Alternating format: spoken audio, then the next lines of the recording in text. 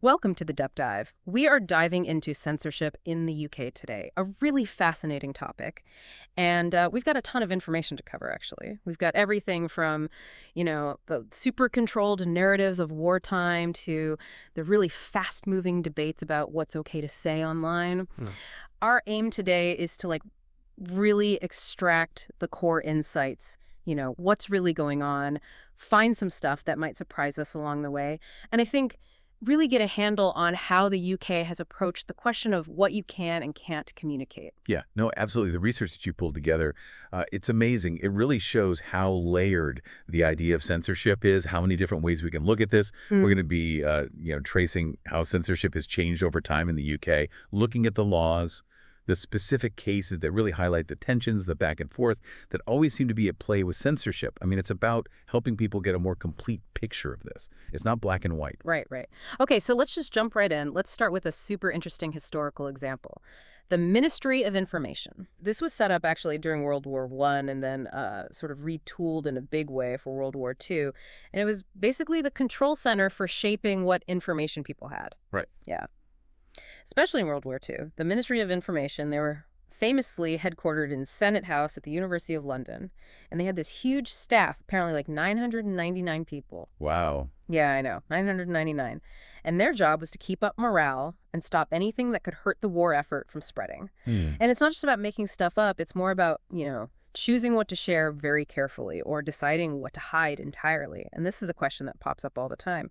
How does a country stay open, transparent, but also deal with what it thinks it needs to do during an emergency? Right. So it wasn't just about putting out lies. It was more like a strategic filtering, Mm. or maybe just straight up blocking certain types of news. Exactly. They censored anything in the press that they thought wasn't patriotic enough, or if it had too much detail about military operations, because they thought that could help the enemy.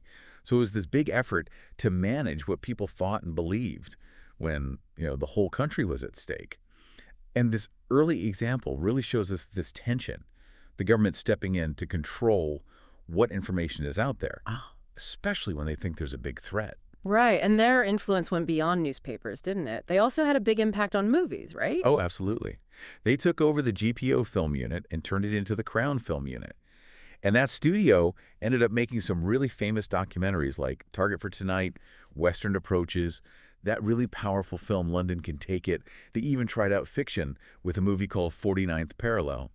And later on, they mostly focused on documentaries, but they still set guidelines for propaganda that commercial filmmakers had to follow. It shows you how much power the government has to shape what's in our culture. Right, to kind of tell the stories that fit their aims. Now, fast forward a bunch of decades, and suddenly we're focusing on different types of content. Let's look at the laws around obscenity and sexual content. This feels like an area of law that's constantly being redefined. As what society thinks is okay changes. Yeah, definitely. Currently, it's the Obscene Publications Act and a section in the Criminal Justice and Immigration Act from 2008 that really control things. But obscenity law in the UK goes way back, like it's in the foundation of English common law. The very first time someone was found guilty of obscenity in Britain was all the way back in 1727. Wow. Yeah. This is the publisher called Edmund Curl, and the book was called Venus in the Cloister, or The Nun in Her Smock. So it's not a new thing at all for people to be worried about what kind of content is out there. Wow, 1727 puts things in perspective. But there was a pretty big shift when they introduced that idea of a literary merit defense, right? Yeah. How did that change things? Yeah, the Obscene Publications Act in 1959 had this big change. They said if you could prove that something had, literary, artistic, scientific, or some other kind of value, then it might not be obscene. And they famously tested this out in 1960 when Penguin Books published D.H. Lawrence's Lady Chatterley's Lover. And the verdict was not guilty. That was huge. It meant that, publishers suddenly had more freedom to publish stuff that was more sexually explicit. But the merit defense wasn't automatic. It still depended on how the law was interpreted on a case-by-case basis. And that's a really interesting question. Who gets to say what has merit? And how does that shape what we're allowed to see, read, and experience? Yeah, it's crazy how much cultural values and legal interpretations change over time and how much they're related. But there was a time when cases about written pornography, just text became less common, right? What happened there? Yeah, that's pretty accurate. After the Inside Linda Lovelace trial in 1976, cases about purely written pornography, they did become less common until around 2008. We saw that in the R.V. Walker case. It was about fictional material online. Mm. And even though the person in that case was found not guilty, it kind of showed that there was a renewed focus on online content. Right. And it's worth noting that even before this, there was a growing concern about extreme pornography, which led to that law in 2008. And that law made it a crime to just possess that material, not even just distribute it. It's a shift in how we think about harm. Right. Like the harm's there, even if it's just you looking at it in private. And the law's been changing to deal with concerns about the exploitation of children, too, right? Oh, yeah, for sure.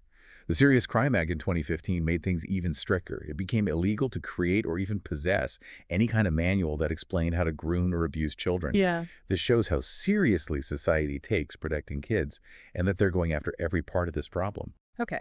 Now, I remember finding some pretty specific rules about adult shops, how they can show their stuff and about how video content is classified. What's the reason for all that? Yeah, so the Indecent Displays Act, back in 1981, it limited how adult shops could show their products to the public. And that's why we often see those shops with, kind of hidden storefronts. They had to have warning signs. Nothing explicit could be visible from the street, and no one under 18 was allowed in. And then you've got the Video Recordings Act from 1984, and that introduced the R18 rating specifically for those licensed sex shops. These rules are all about managing what people see publicly. They try to balance business with community standards. But it makes you wonder, how effective are these rules, in the world of the internet where adult content is everywhere? Right, right. And then there's that legendary Mull of Kintyre test for, what you can show in a film. That always sounded like a really unique bit of British folklore about censorship. That's such a funny story, isn't it? The idea that the British Board of Film Classification used this guideline, that showing an erect penis was okay, but only if its angle wasn't greater than the angle of the Kintyre Peninsula on a map of Scotland.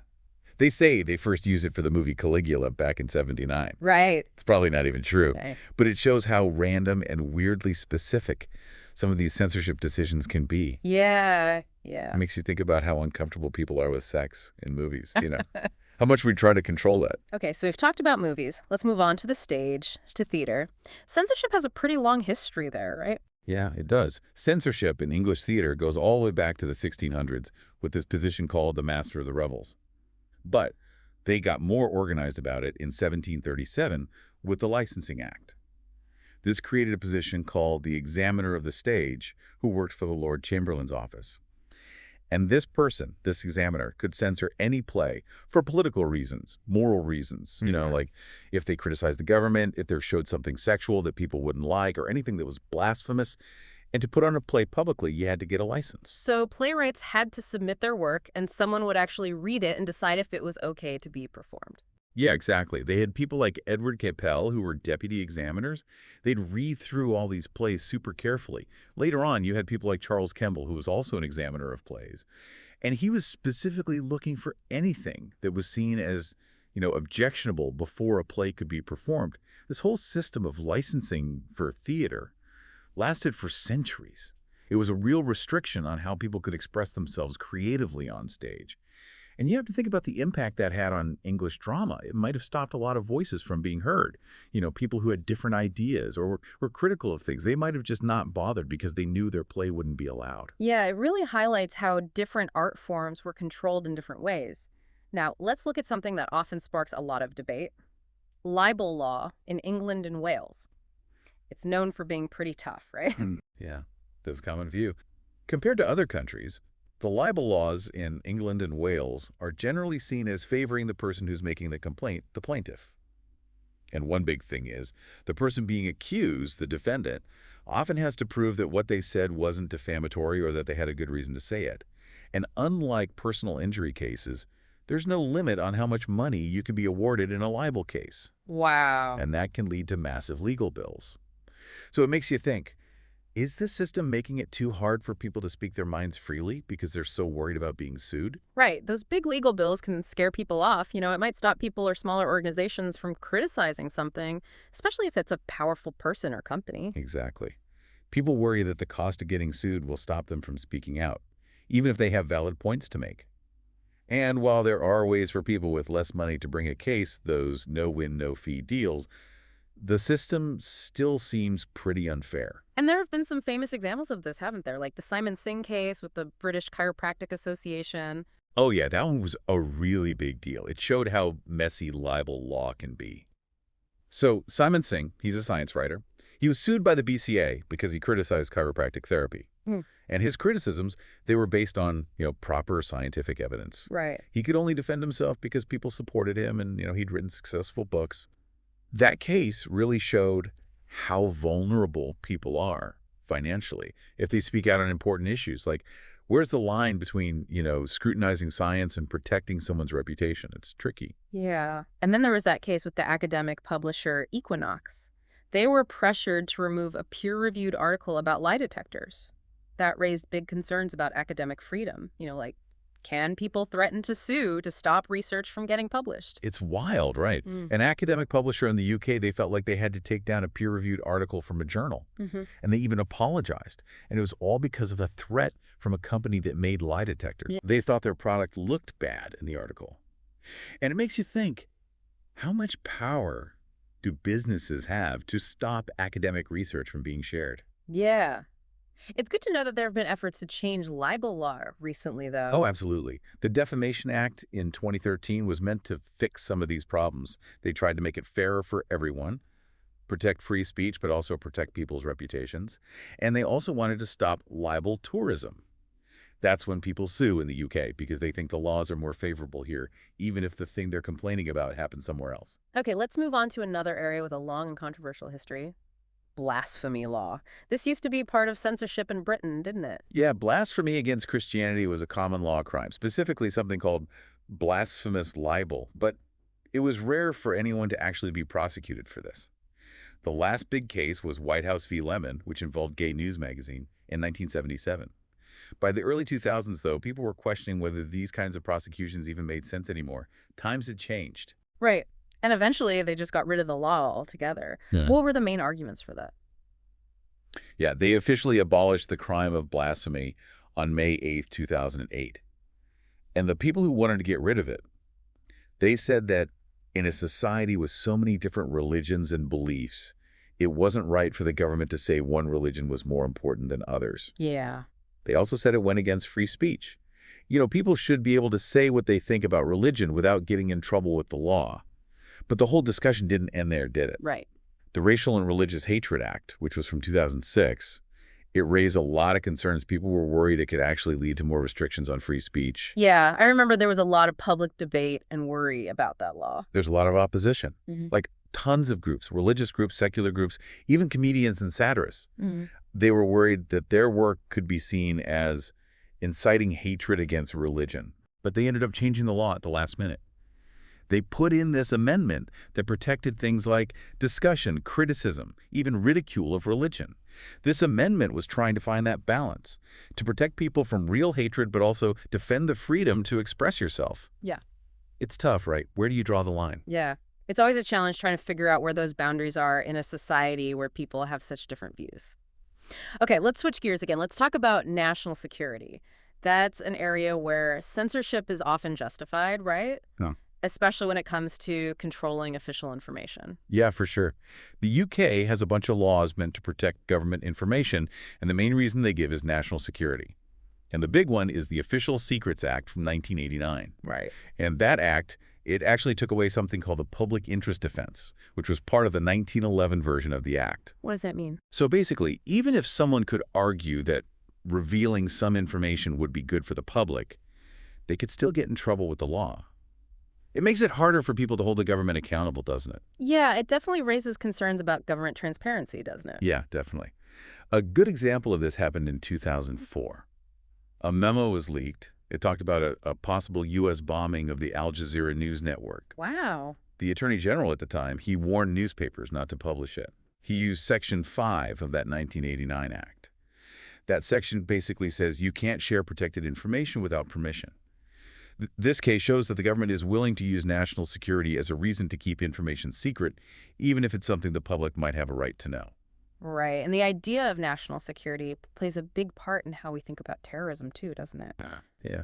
So the Terrorism Act of 2000, which they've changed a few times since then, it says it's a crime to gather, keep, even just look at information that could help someone commit or plan a terrorist act. And there have been prosecutions using this law, Bilal Zahir Ahmad, for example, was convicted because he had terrorist publications, including Al-Qaeda's Inspire magazine. And then there's Ben Raymond, who was part of the far-right group National Action. He was convicted because he had extremist material, like Anders Breivik's manifesto. Then, on top of that, you've got the Terrorism Act of 2006, which made it a crime to glorify terrorism. Wow. And that raises questions about free speech and artistic expression.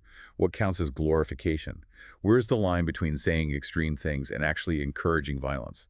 It's a really difficult question. It's so complex trying to find that balance between, keeping people safe and protecting the right to share ideas, even ideas that many people might find repulsive. Yeah, it is. And then you have these things called DSMA notices. What are those? These are basically requests from the government to news editors. They're asking them not to publish certain things that are considered sensitive for national security reasons. It's not a law, it's voluntary, but it's another way the government can influence what information gets out there. Okay, let's talk about prior restraint. That means stopping something from being published or distributed before it gets to the public. It's not about punishing someone after the fact. It's about stopping them before they even start. Right, right. So beyond obscenity laws, the UK has a history of using different kinds of prior restraint. We already talked about how the Lord Chamberlain's office had to approve plays before they could be performed. Right. And that system went on for ages before it was finally abolished in 1968. Mm. That's a clear example of the government stepping in to censor creative work before anyone could see it. And in the world of film, the British Board of Film Classification, the BBFC, they still have a huge role, even though they're not officially part of the government. Yeah, that's true.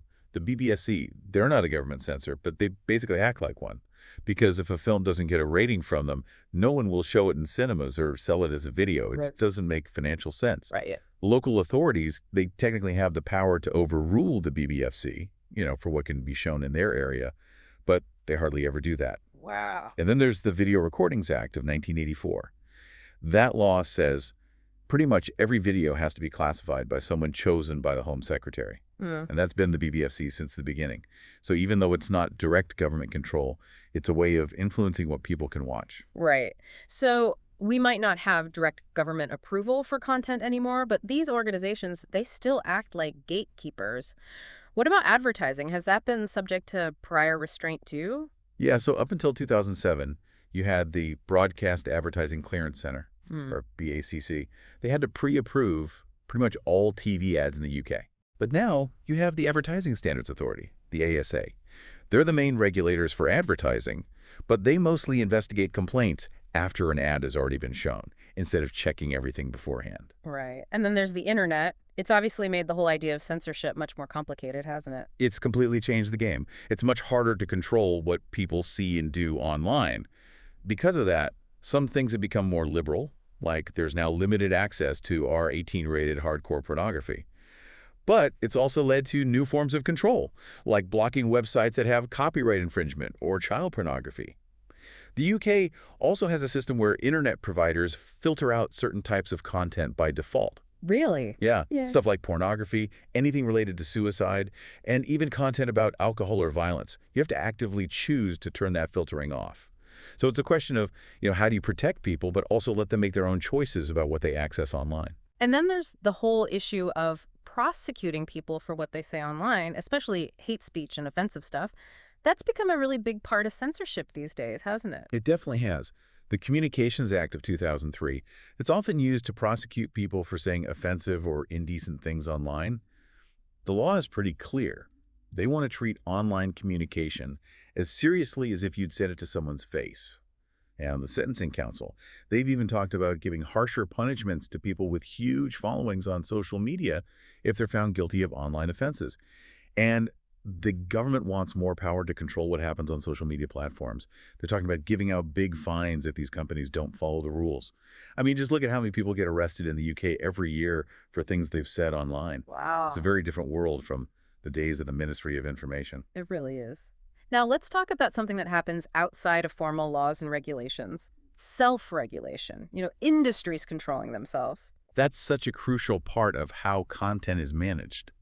It's when industries come up with their own rules and standards to keep things acceptable to the public and, more importantly, to stop the government from having to step in and make even stricter rules. Areas like obscenity, slander, and libel, those are often handled through this kind of self-regulation. but it's not always clear.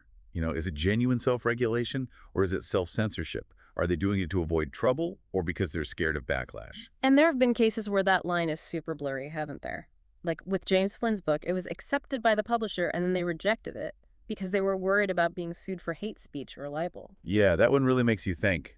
A book that's all about free speech, and it's potentially being censored because of the very laws it's trying to talk about. It's ironic, isn't it? Douglas Murray, he compared this case to that whole controversy about the book Alms for Jihad. And it shows how complicated and contradictory self-regulation can be. You've got groups like the Advertising Standards Authority, they're a big part of this.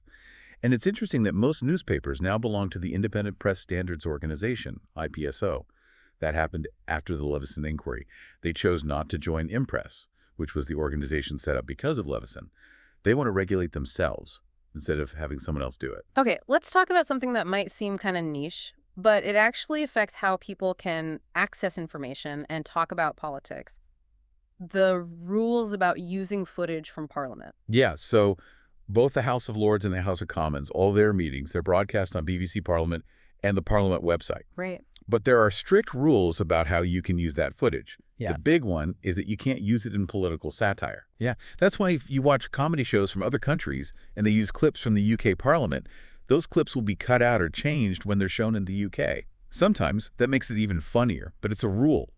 And it makes you think, how much are we allowed to use humor to talk about politics? Are there limits on that?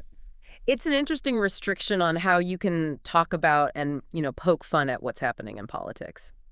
Okay, then there are gag orders, those anonymity orders that courts can issue. What are the usual reasons for those?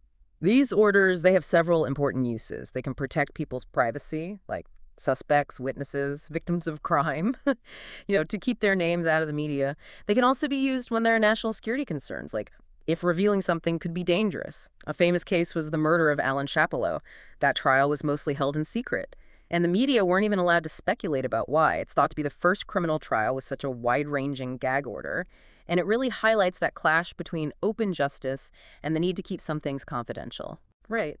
And we've seen more and more super injunctions in recent years, especially for famous people. Those have been pretty controversial, haven't they? Yeah. These injunctions, they were used to stop the media from even saying they existed. Yeah. Powerful people, like celebrities, politicians, they'd use them to stop private stuff from getting out. Right. Like affairs or stuff like that. And while some of those super injunctions have been challenged and even overturned, the whole thing started a debate about privacy and the public interest. Like, do we have a right to know about the private lives of powerful people? Then you've got the gag orders that protect the identities of people convicted of murdering children. Those are meant to stop vigilante justice, but they also raise questions about safety. Right. What about the right of the public to know? There have been some really high-profile cases like that. Mary Bell, John Venables, David McGreevy. Okay, let's take a step back and look at how censorship has shown up in different forms of communication, starting with art.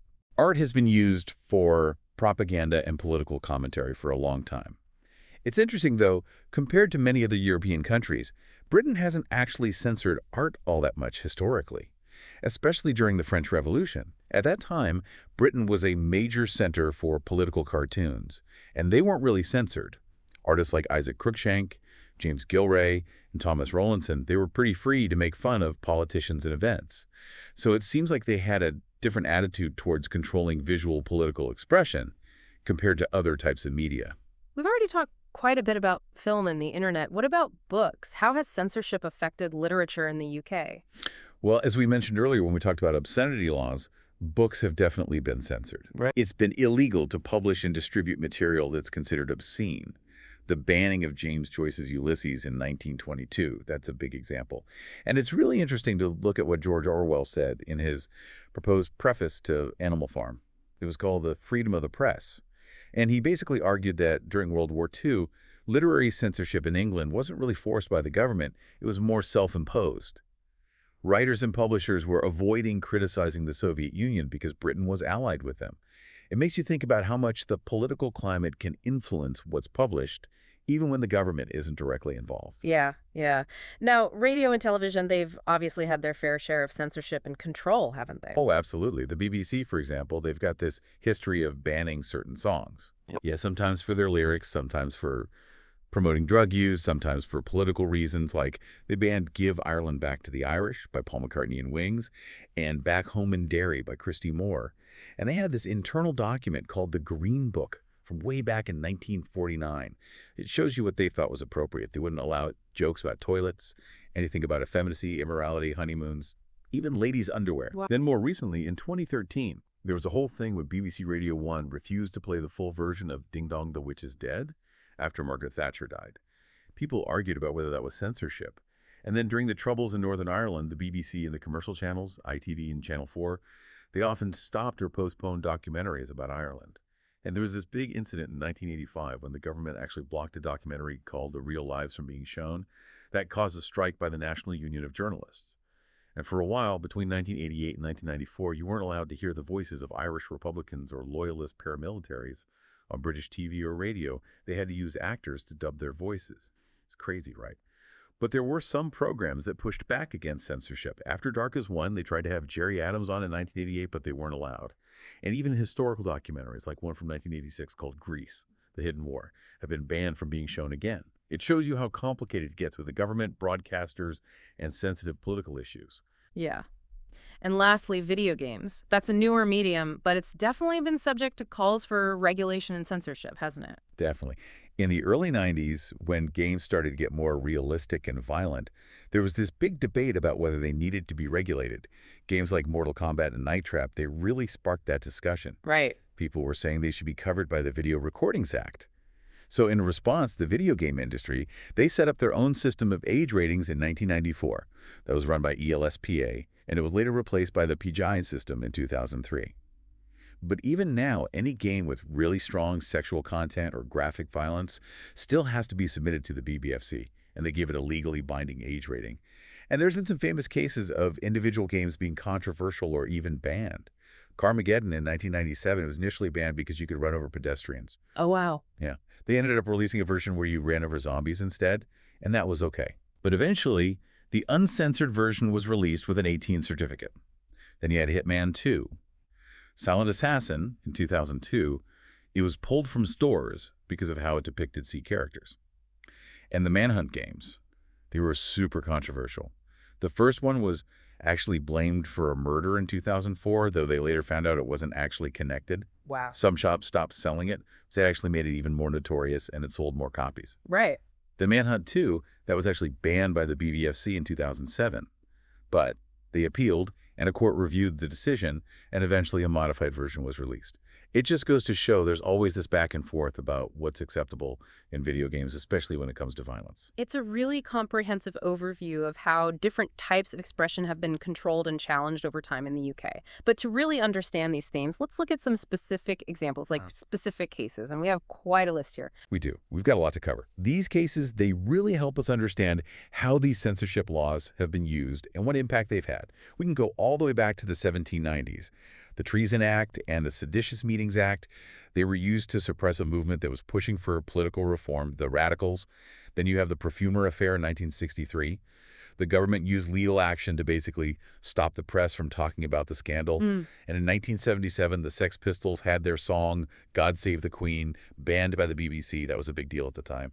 And then there was the government's attempt to ban the book Spycatcher by Peter Wright in 1985. Right. They even tried to gag the newspapers from reporting on it. Wow. And moving into more recent times, you've got the arrest of LGBT activists from Outrage. In 1994, they were protesting at a Hizb Tahrir event. And then Prince Charles in 1995, he went to court to stop his former housekeeper from publishing a tell-all book. And in 1999, there was a 78-year-old man who was arrested for putting up UK Independence Party posters with the slogan, Free Speech for England. It's kind of absurd, isn't it? Yeah, it's kind of amazing the range of things that have been censored or challenged. Yeah, and as we move into the 21st century, we see more and more cases about online speech. Right. Like in 2001, Daryl Bark had to take down a sign from his bakery that said, "None of that French rubbish." Someone complained under the Race Relations Act. And that same year, Harry Hammond was convicted for putting up a sign that was against homosexuality. He was found guilty of breaching the Public Order Act. Those cases show how tricky it is to balance free speech with laws against discrimination and keeping public.